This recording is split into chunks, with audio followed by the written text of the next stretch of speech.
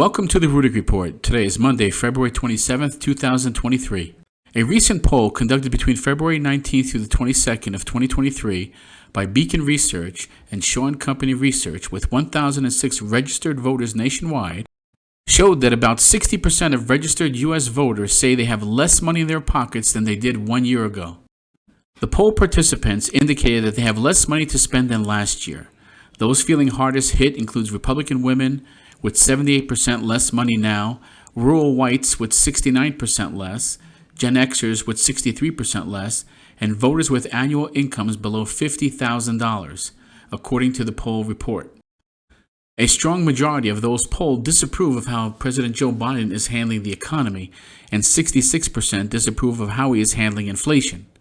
Nearly 80% of voters say the economy is in fair or poor condition, which is mostly unchanged from last year, according to the report.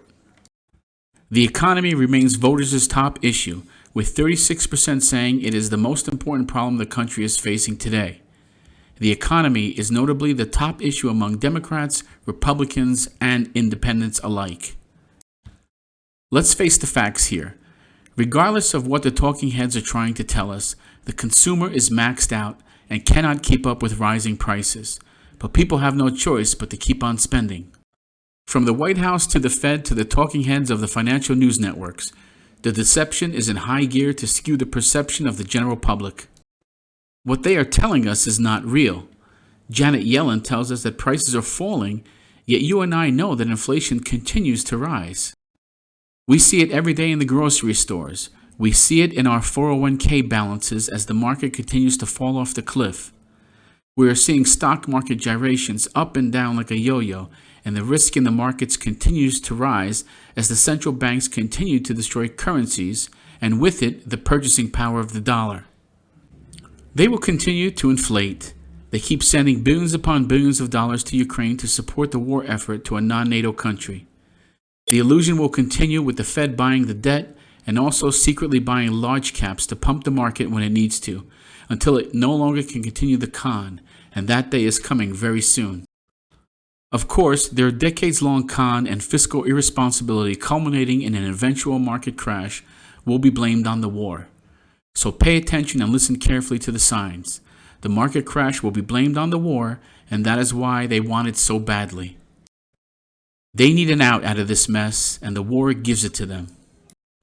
The Fed is not going to win this battle on inflation by raising interest rates. Based on the most recent report, it looks like the inflation curve has bent back up. It appears we're going to see inflation accelerating from this point. Peter Schiff, money manager, economist, and CEO of Euro-Pacific Capital, sees us blowing past this 9% inflation rate high of last year in year-over-year consumer price index. The Fed's monetary policy over the years has painted them into a corner. In order to truly make an impact on inflation, the Fed is going to have to raise interest rates significantly. This, of course, won't do the trick on its own. We also need a huge contraction in consumer credit and lending standards. With consumer credit card debt at all-time highs, consumers cannot keep spending. Their actions are inflationary as well, as it is an expansion of the supply of credit. Peter Schiff predicts that the Fed is going to have to throw in the towel on the inflation fight because it will be fighting something it fears more, which is a complete economic collapse. The federal government may be legitimately forced to cut Medicare and Social Security instead of illegitimately cutting it through inflation. We have this collapsing standard of living, but think about it as a tax. This is what Americans are paying. This is the price of big government. Higher prices are just what we pay for big government, and inflation is the tax. Instead of raising our taxes, they are just printing money, and that devaluates the money we have. We have to let the phony economy collapse so that we can build the real economy on the rubble of this economic house of cards. There are going to be a lot of losers in the coming collapse, Schiff says. People are going to suffer the consequences of this experiment gone bad. We know how this experiment is going to end. They are not going to do anything that Zimbabwe didn't try, or Argentina didn't try, or the Weimar Republic. They didn't reinvent inflation. It's the same old thing. As a result, Peter Schiff predicts big losses in many stocks, but not all, bonds and bank deposits. Schiff contends they can't cover the deposits at the FDIC. They have to acknowledge that the FDIC is bankrupt and people are going to lose money at the bank. The losses are going to dwarf those in the Great Depression because we have far more leveraged system now thanks to government intervention. Schiff says he also likes gold and silver as a core investment and thinks they both go way up in price in a world where the dollar is eaten up by inflation. We already have inflation, so prepare for the consequences of inflation. It is going to raise prices, but it is also a massive transfer of wealth. You have to position yourself to be a winner and not a loser. Creditors are going to get wiped out. People think they are playing it safe in a bond portfolio, but look how bad bonds did last year. It was the worst year in history, and we ain't seen nothing yet.